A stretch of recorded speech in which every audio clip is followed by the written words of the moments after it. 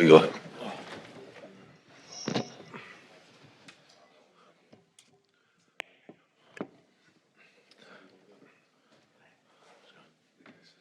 Go on. Let's go on, boys. Yeah, good talk.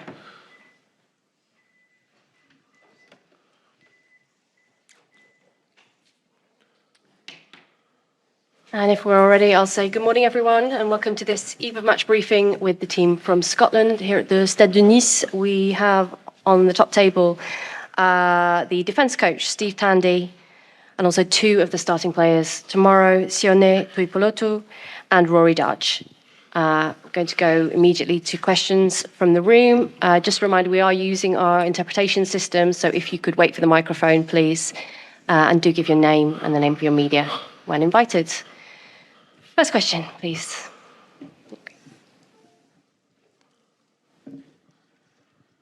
Thank you. Luke McLaughlin from The Guardian. A question for Steve, please. Tutai Kefu spoke about Tonga feeling hungover. That was the word he used from their defeat. Do you think that makes them more dangerous, the fact that they're coming off a bad loss against Ireland? Yeah, look, I think it gives them time as well to reflect. There's obviously a hit out as well. They didn't play the first week, so that will lead them into good focus. And ultimately, it's the World Cup. I think no matter whether you're coming off a win or a defeat, you've got to be focused. Otherwise, you get heavily punished. So I got no doubt they'll bring their A game, and we've got to be ready for that tomorrow.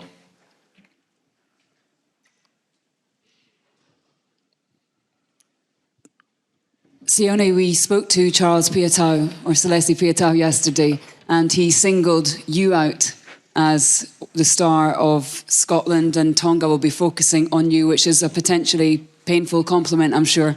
How do you feel about that and taking on Tonga after sort of a bruising loss to Ireland?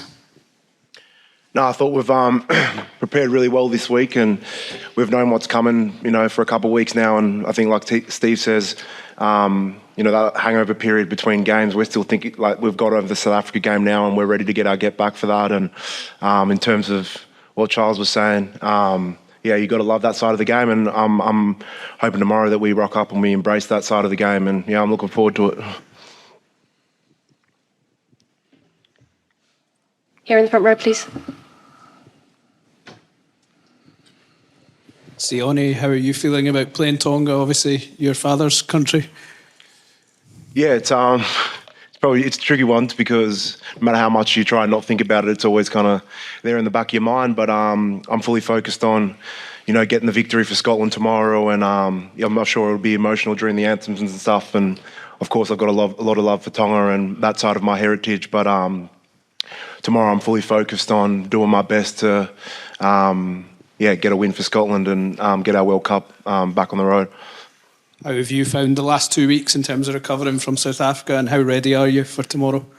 To be honest, I was really disappointed after the South Africa game. And it took me a couple of days, probably took me a week to get over. But we're over that now, and we've done our reviews, and we're fully focused now on getting back into Tonga. And it's a perfect game for us to try and enforce our game onto them. Do you feel a bit extra pressure given the predicament of having to win all the remaining 3 games?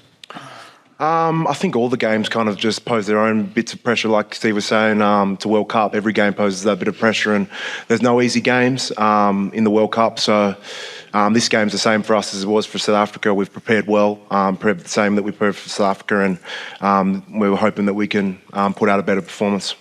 How have you found the whole sort of World Cup experience being in the south of France for the last 3 weeks? I'm really happy with our base, obviously. It's really nice in Nice. I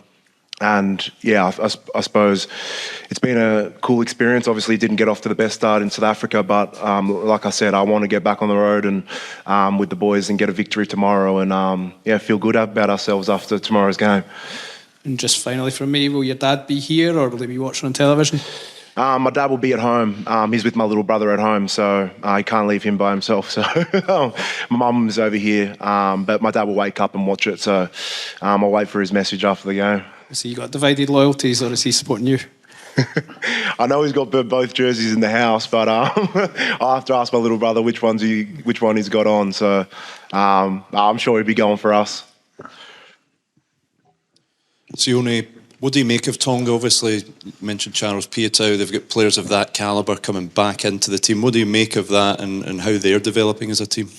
Yeah, I think it's awesome. To see all the, past players that have represented Tier 1 nations like New Zealand and Australia go back and play for the Polynesian countries, it's so special. And I think it's awesome what they're doing what it's doing for the game. You saw Fiji that beat Australia the other day, which, I suppose a couple of years ago we might have thought would never be possible at a World Cup, but it's happening now. And those Polynesian teams we have to be really wary of now. And there's, like I said, no easy games. But for me personally, it's really nice to see all those guys go back and give back to these countries that have been suffering for a little bit. And it gives hope for people back home as well in those Polynesian countries to watch, really good players like Charles and that have done everything in the game go back and give back to Tonga. So it's nice.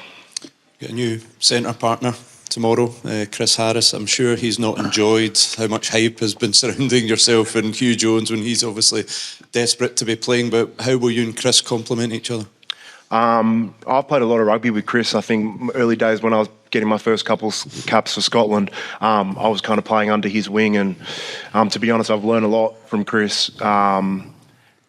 From both sides of the ball, but mainly defensively. And I think Steve will probably tell you when I first got to Scotland, I was a bit of a rogue defender, and I kind of learned a little bit from Steve and especially Chris. And he's always put his arm around me and helped me. And tomorrow I feel very comfortable with him alongside me, and we're looking to go out there and have a great performance together.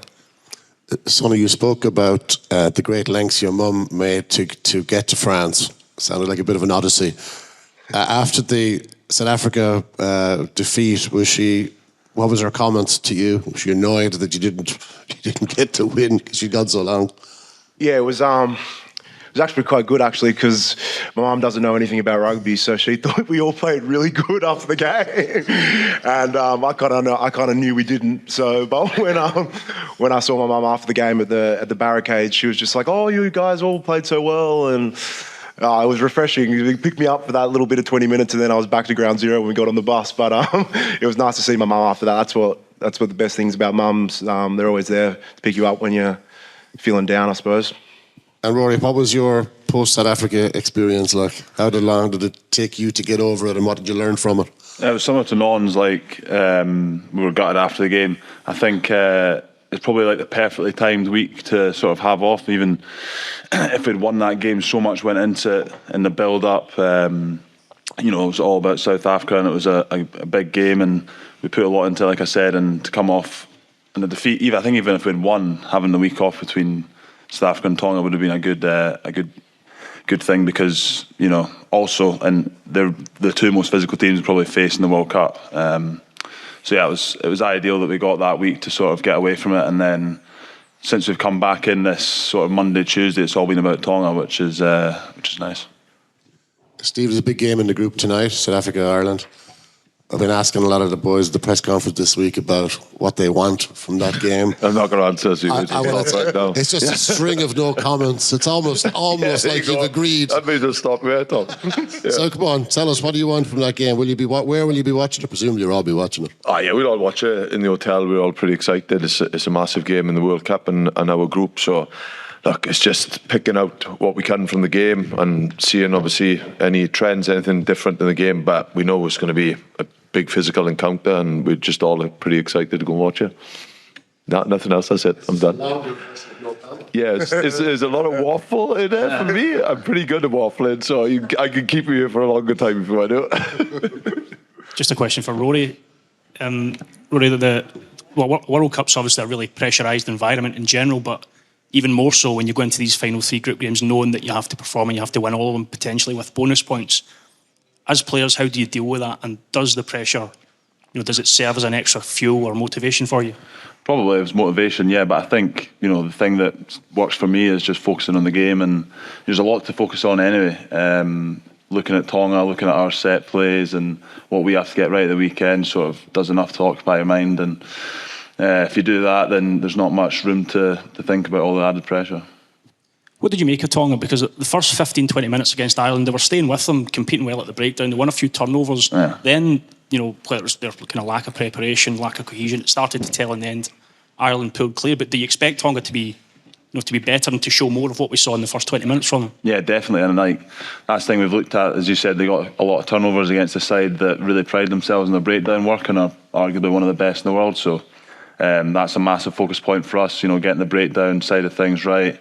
That'll allow our attack to go if we sort of stack those multiple rucks. And then, everyone says it's kind of a key word with Tonga, it's the physicality. So that'll be the other big part of it. Rory, I think looking back, it's exactly a year since your nasty injury against Cardiff. This weekend must have seemed a long way off at that point. Yeah, I didn't know that. It was about a year ago, but yeah, it would have been. It was obviously tough at the time. And even the sort of following months after, I didn't think that would be here. So really glad to have come back from it. You talked about the breakdown. Obviously, South Africa had the better of that, as they tend to do against most teams. What specifically do we have to do better tomorrow? I think a lot of it starts in just sort of the carry. If the first up carry is good, it allows sort of everyone to run onto it and deep clears and stuff like that. And yeah, I think it's just a massive focus point for us, and that'll sort of help us constantly talking about it throughout the game. And we've had a lot of focus on it this week, so hopefully we can deliver. But Tonga are good at competing there, so we'll have to be on it. Steve, how do you keep the players sharp with such a long break? I think it was really important to get a little bit of downtime. Families come over, so they had 2 or 3 days to digest and actually process the South Africa thing, to get it out of your system.